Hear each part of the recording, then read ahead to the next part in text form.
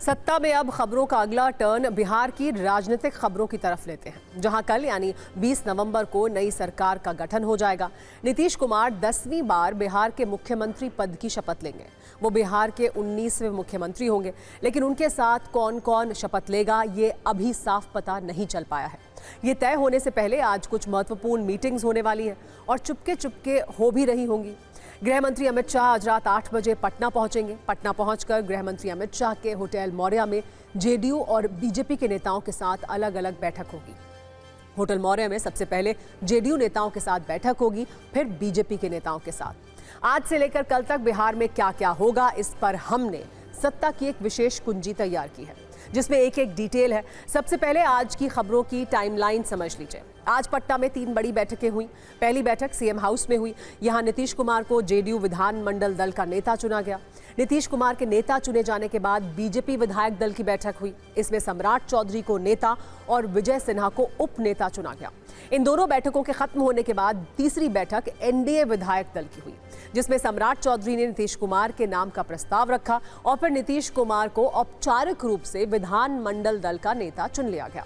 इसके बाद उन्होंने राज्यपाल से मुलाकात की, इस्तीफा दिया और नई सरकार का दावा पेश कर दिया। इन तीनों बैठकों के बाद ये संकेत स्पष्ट हो गए कि नीतीश कुमार, सम्राट चौधरी और विजय सिन्हा की तिकड़ी बनी रहेगी। यानी नीतीश कुमार सीएम, सम्राट चौधरी और विजय सिन्हा डेप्यूटी सीएम होंगे।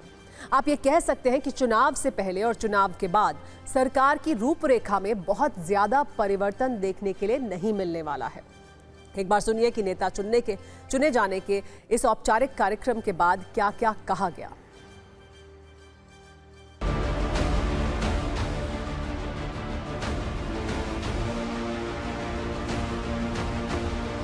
एक बार फिर से मौजूदा मुख्यमंत्री नीतीश कुमार जी को एनडीए विधायक दल का नेता सर्वसहमति से चुना गया है। कल शपथ के तुरंत बाद मैं ये मानता हूं कि जिस संकल्प पत्र के साथ हम लोग जनता के बीच गए थे, उसको अब जल्द से जल्द उन वादों को पूरा करने का काम मुख्यमंत्री नीतीश कुमार जी के नेतृत्व में किया जाए। एनडीए विधानमंडल की बैठक थी, जिसमें सर्वसम्मति से माननीय नीतीश कुमार जी को पुनः नेता चुना गया है। बिहार को तेज रफ्तार से आगे बढ़ाने का काम नीतीश कुमार जी और मोदी जी के संयुक्त नेतृत्व में होगा।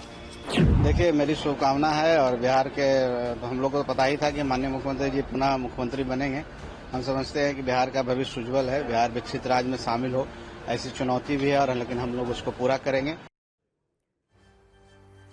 इन सब के बीच सूत्रों के मुताबिक एनडीए गठबंधन में किस दल के कितने विधायक होंगे, इस पर भी सहमति बन गई है।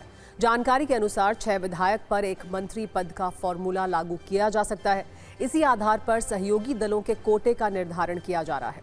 खबर आ रही है कि नीतीश सरकार में कुल 34 मंत्री शामिल होंगे। 20 नवंबर को नीतीश कुमार के साथ 20 मंत्री शपथ ग्रहण कर सकते हैं। 14 मंत्री बाद में बनाए जाएंगे, यानी कुल 34 मंत्रियों को नीतीश कुमार की सरकार में जगह मिलने वाली है। सूत्रों के मुताबिक बीजेपी के कोटे से 15, जेडीयू के कोटे से 14 मुख्यमंत्री समेत, एलजेपी आर के कोटे से 3, हम के कोटे से 1, आरएलएम के कोटे से 1 मंत्री की शपथ हो सकती है। ये अभी आधिकारिक रूप से नहीं कहा गया है, लेकिन केंद्रीय मंत्री जीतन राम मांझी ने कुछ ऐसी ही उम्मीद जताई थी।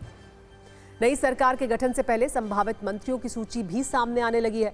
एनडीए घटक दलों में इस पर गहन चर्चा हुई है। सूत्रों के मुताबिक बीजेपी कोटे से संभावित मंत्रियों की लिस्ट में सम्राट चौधरी, रामकृपाल यादव, नितिन नवीन, मंगल पांडे, हरी सहनी, विजय सिन्हा हो सकते हैं। जबकि जेडीयू कोटे से संभावित मंत्रियों की लिस्ट में विजय चौधरी, विजेंद्र प्रसाद यादव, श्रवण कुमार, अशोक चौधरी, लेशी सिंह, मदन सहनी, जयंत राज, सुनील कुमार हो सकते हैं। इन्हीं नेताओं के नाम एक बार फिर मंत्रिमंडल में शामिल किए जाने की चर्चा भी तेज है। इसके अलावा एलजेपी आर से राजू तिवारी, संजय पासवान और राजीव रंजन सिंह हैं। हम से जीतन राम मांझी के बेटे संतोष सुमन हैं। आरएलएम से उपेंद्र कुशवाहा की पत्नी स्नेहलता कुशवाहा है। इन नेताओं को मंत्रिमंडल में जगह मिलने की संभावना जताई जा रही है। इस सब के बीच ये भी कहा जा रहा है कि अगर एलजेपी को डेप्यूटी सीएम का पद मिलता है तो उसके सिर्फ 2 मंत्री होंगे। कल की शपथ में नीतीश कुमार के साथ 20 मंत्री शपथ ले सकते हैं। बाद में मंत्रिमंडल विस्तार किया जाएगा। शपथ के बाद 24 नवंबर से 28 नवंबर तक विधानसभा का विशेष सत्र बुलाया जा सकता है। सत्र में सरकार सदन में बहुमत साबित करेगी। इस सब के बीच खबर यह है कि बीजेपी नई सरकार में 2 नए चेहरों को उप मुख्यमंत्री बनाना चाहती थी। बीजेपी चाहती थी कि एक उप मुख्यमंत्री कोई महिला हो।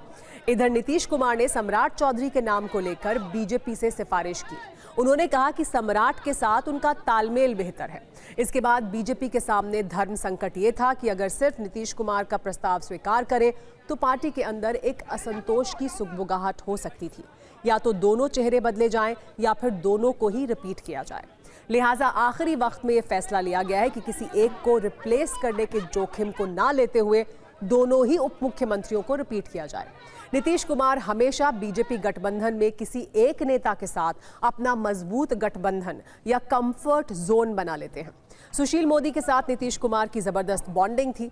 एक बार बीजेपी सुशील मोदी को 2017 में उप मुख्यमंत्री पद से दरकिनार करने की पूरी कहानी तैयार कर चुकी थी, लेकिन नीतीश कुमार ने सुशील मोदी के नाम पर वीटो लगा दिया।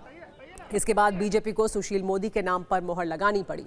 नीतीश कुमार की सम्राट चौधरी के साथ कमोबेश वही बॉन्डिंग अब दिखती है।